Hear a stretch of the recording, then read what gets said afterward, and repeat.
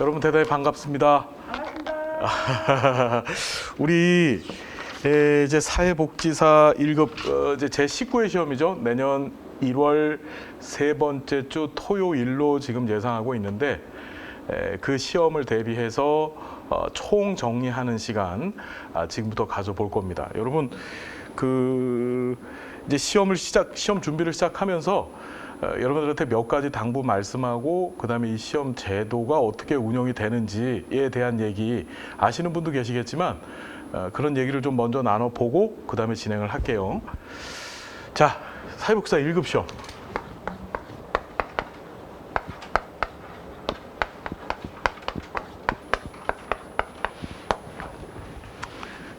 이 시험 준비 합격하시려고 다 모이신 거죠? 네. 예, 그렇죠? 예, 그럼 한번 여쭙겠습니다. 1급 시험이 도대체 뭔가요? 왜 이걸 그렇게 합격을 하시려고 이렇게 시간과 또 열정을 들여서 이렇게 공부를 하시나요? 필요하니까. 필요하니까. 어떤 면에서 필요하십니까? 예? 안 되지만 자, 우리 사회복지사 1급 시험에 관한 얘기 잠깐만 들어볼 건데 1급 시험은 이제 사회복지사업법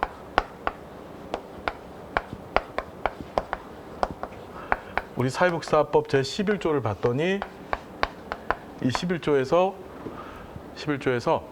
사회복지사의 등급과 사회복지사의 등급과 자격 요건에 관한 얘기들이 이 사회복지사업법에 있어요. 특히 11조에서는 그 등급 규정이 있습니다. 등급이 몇 등급까지 있나요? 1등급에서 5등급까지 있습니다. 예, 그건 장기요양 등급이고. 예. 사회복지사의 등급이 원래 1에서 3등급까지 있었었는데 네. 2018년도 사회복지사업법이 개정이 되면서 상급 없어졌어요. 네. 그 등급은 1등급하고 2등급만 있습니다, 여러분. 근데 2등급은 어떻게 되죠, 여러분? 요거는 학위. 우리가 학과 학점을 이수를 하시게 되면 그러면 이제 2등급이 되시는 거고 네.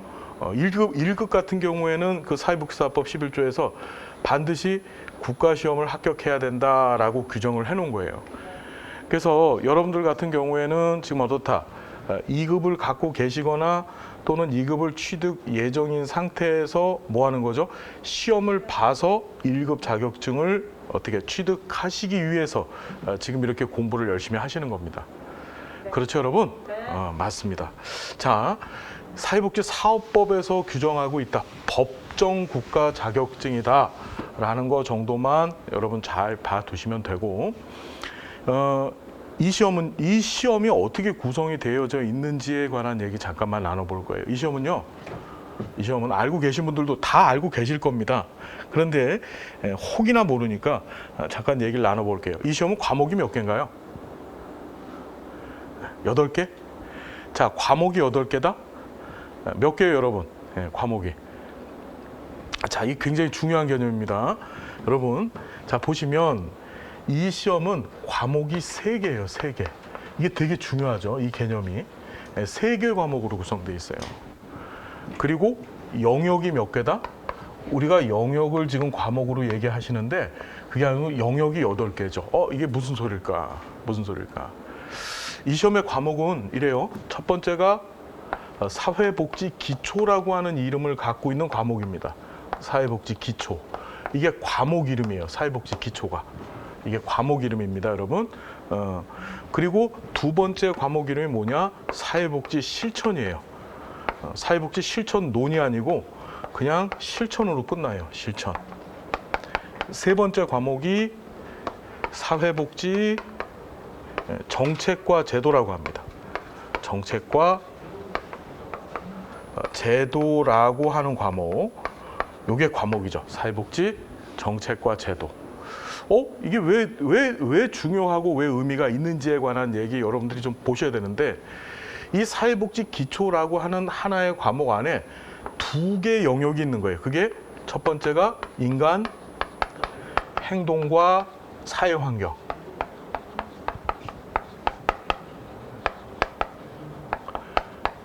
두 번째가 여러분들 힘들어 하시는데 절대 힘들어 할 필요 없는 사회복지조사론. 사회복지조사론. 자, 이게 뭐다? 두 개 영역이에요. 자, 사회복지 기초라고 하는 과목 안에 이렇게 두 가지의 영역이 들어있다라고 정리를 하셔야 돼요. 자, 이게 왜 중요한지는 이제 뒤에서 말씀드릴 겁니다. 실천이라고 하는 과목 안에 어떻다? 첫 번째가 사회복지 실천론.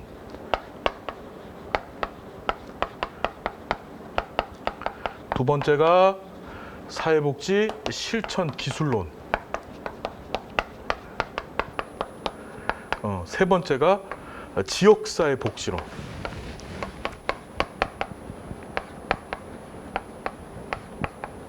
이렇게 세 개 영역이 들어있는 거예요. 이 세 개 영역이.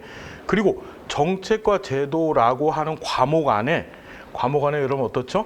이제 첫 번째가 사회복지 정책론.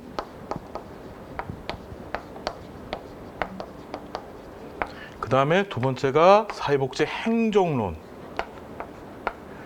자, 마지막으로 사회복지 법제론이 있는 거예요.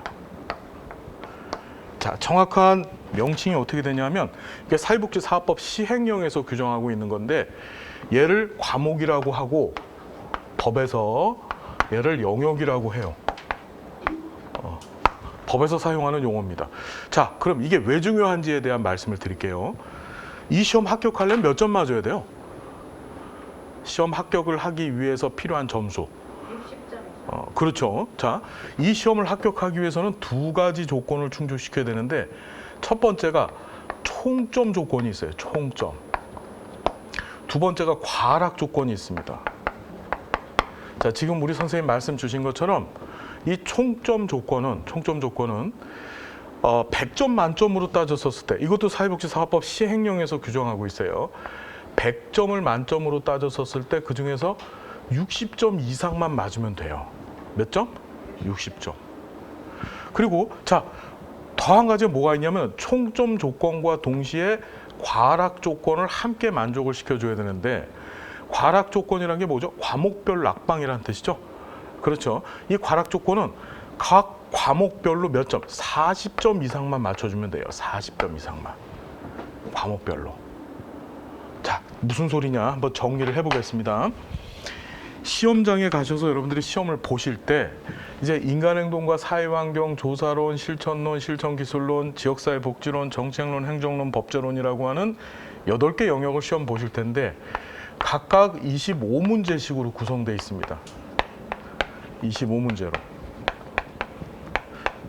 그러면 총 하면 몇 문제죠? 총 200문제가 되는 거죠. 25 곱하기 8 하면은 200 된다는 거 알고 있을 거야. 그죠? 설마 이거 계산이 안 되면은 좀 심각한 거예요. 예. 그래서 200문제가 되는데 자, 총점 조건을 100분율로 계산했을 때 60점이니까 그렇죠. 200점으로 계산을 했었을 때는 어떻게 되죠? 120개 이상만 맞춰주면 그죠? 120개 이상만. 전체 200개 중에서 120개 이상만 맞춰주면 어떻게 된다? 이제 합격이 되는 거예요. 총점에 있어서는. 자, 중요한 게 과락입니다. 과락. 과목별 낙방인데 자, 어느 걸 과목으로 본다 그랬죠?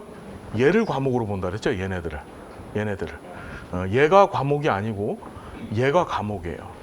그러면 과목별 낙방 조건을 가지고 우리가 생각을 해보면 요 두 개 영역을 합했었을 때 개수가 50개입니다. 그죠? 이 50개라고 하는 이 두 가지 영역의 합계 점수를 갖고 과락을 따지는 거예요. 뭔 소리지? 50개 곱하기 100분의 40. 그죠? 그러면은 이렇게 되고 답은 얼마? 20개가 되죠. 자, 이 얘기가 무슨 소리냐? 나 사회복지조사론이 너무너무 어려워. 진짜 어려워. 그래서 이럴 일은 없겠지만 빵점을 맞았어요. 빵점을 맞았어요. 그리고 인행사 우리 이제 공부하겠지만 제가 가르쳐드린 것만 아시면은 다 만점 맞을 수 있습니다. 자, 인행사에서 5개 틀렸어요. 과락 나옵니까? 안 나옵니까? 예, 과락 안 나와요. 이해되세요? 자, 지금 실천 같은 경우에도 전체 75문제인데 75 곱하기 100분의 얼마? 40이에요. 그럼 30문제거든요. 그렇죠? 맞죠, 여러분? 예. 그러면 뭐 지역사회 복지론 학자 이름들이 많아서 어렵다고 하는데 여기서 빵점 맞고 여기서 점수 떨어져서 토탈 75개 중에서 30개만 맞아도 과락이 된다 안 된다? 안 된다. 자, 이 시험은요. 영역별로 빵점이 나와도 시험에 떨어지지 않아요. 영역별로. 어떤 얘기인지 여러분 이해가 되시나요?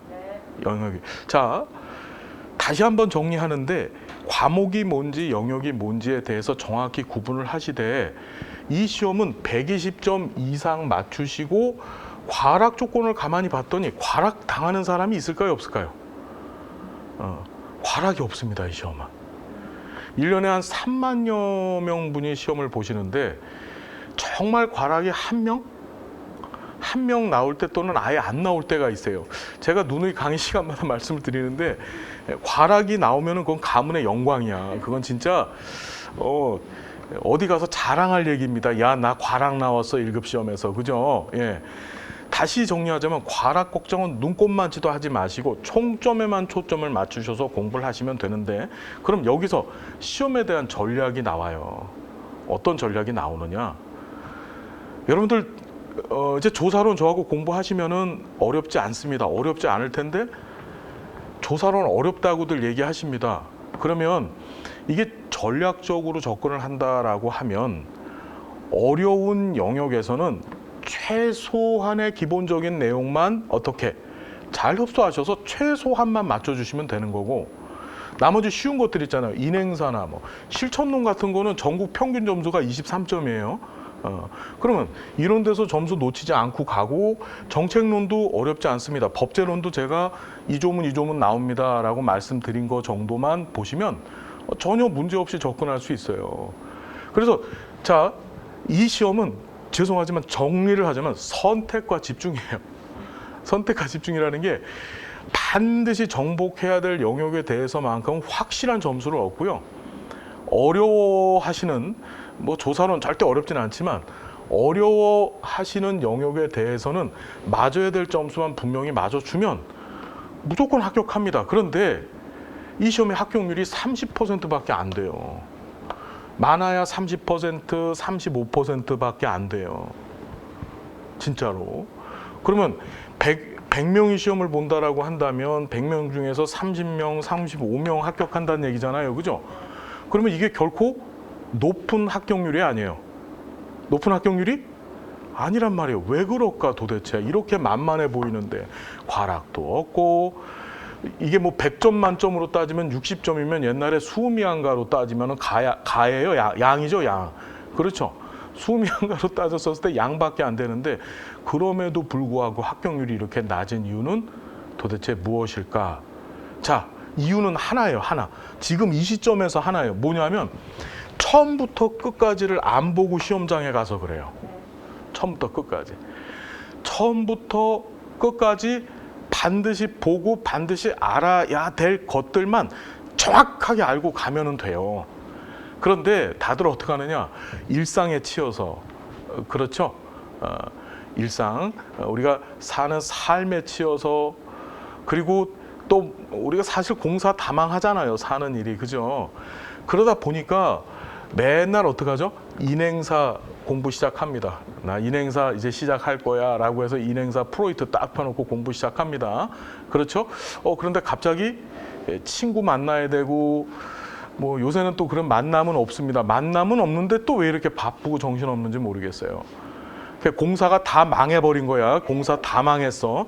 그래서 인행사 하다가 며칠 쉬었다가 또다시 공부를 시작할 땐 또 뭐 하죠? 또 인행사 하는 거야. 그러다 또 며칠 쉬면은 또 인행사하고. 제가 강의 시간에 누누이 말씀드리지만 인행사 점수는 다 좋아요. 그래서 다 프로이트는 전부 다 알고 시험장에 갑니다. 문제는 뭐냐면 여기까지 보는 사람이 많이 없어요. 부탁드리건데 지금 이 시점에서 합격을 위한 시간 충분합니다. 충분하고 여러분들 충분히 준비하시는 데 있어서 전혀 부족함 없다는 거 말씀을 드리고 부탁드리건데 여기서부터 시작해서 여기까지만 다 보면 돼요. 우리 교재 가지고 제가 강의를 그렇게 진행할 테니까 그것만 다 보시고서 시험장에 가시면은 어려움 없이 합격합니다. 그리고 또 한 가지 부탁을 드립니다. 이 시험은 지금 18회 했어요. 여러분들이 이제 19회 볼 겁니다. 2003년부터 이 시험이 시행이 됐는데 2003년도서부터 이 시험이 시행이 됐어요. 그래서 지금 18년째 시험을 받고 이제 19년째 시험을 여러분들이 보셔야 될 차례입니다. 1년에 평균 한 3만 명씩만 잡으면 한 20여 년 진행된 시험이니까 얼마에 60만 명이 시험을 본 거죠. 그런데 60만 명 시험 보면서 단 한 번도 한 명도 만점자가 있었을까요, 없었을까요? 없었어. 이 시험은 만점이 없어. 여러분 60만 명이 시험을 봤는데도 만점을 맞은 경우가 단 한 번도 없었어요. 정말로. 만점자가. 이 시점에서 그러니까 제가 누누이 말씀드리지만 공부의 목표와 방향은 만점을 맞을 각오를 갖고 준비하시면 돼요. 그런데 문제는 뭐냐면 자신의 공부의 양과 방법에 대해서 불신을 하고 믿지를 않으면서 어떻게 하냐, 만점을 맞아야 되겠다라고 하는 무의식적 생각만 갖고서 시험에 돌입하다 보니까 불안해지기만 하는 거야. 여러분들이 그 60만 명의 그 선례를 여러분들이 깨주시면 정말 감사하겠지만 절대 이 시험은 그렇게 출제되지 않아요. 그러니까 사회복지 관련된 국가시험들이 많습니다. 저도 지금 현재 공무원 강의를 그 해커스에서 전담으로 하고 있고요. 공무원들도 사회복지 공무를 합니다. 그렇죠? 사회복지직 공무원이 있어요. 그 사회복지학을 하고 하는데 어떤 국가시험들 중에서 사회복지 관련된 시험 중에서 1급 시험의 이 보편적인 난이도는 어떻다? 가장 높은 수준이에요. 왜 그러냐면 현재 진행 중인 다양한 이론들, 개념들, 그 다음에 현재 정부가 진행 중인 정책들, 그리고 실전 현장에서 현재 사용하고 있는 다양한 기법들을 다 시험에 내요. 우리가 공부하는 건 뭐죠? 과거에 우리가 봤던 교과서를 갖고 공부하는데 그렇지 않고 어떻다? 그런 현 시점에서 벌어지고 있는 일을 내다 보니까 어떻다? 그것들까지 커버해서 공부할 수 있는 사람은 없거든요. 근데 그게 이 시험의 뭐다? 특징이에요. 그러니까 다시 말씀드리는데 각오는 100점 맞을 각오 갖고 하세요. 그런데 어떤 마음이 있으셔야 되냐면 불안해하실 필요가 없어요. 제가 장담 드리건데 우리 책에 있는 거하고 제 강의만 들으시면 충분합니다. 그러고서 합격 못하면 저한테 와서 얘기하는 거예요. 왜 합격 못했냐고. 대신 조건은 처음부터 끝까지만 다 보고 가면 돼요. 그리고 기출문제 한 5회분만 스르륵 풀고서 가시면 충분합니다. 단 또 한 가지 조건.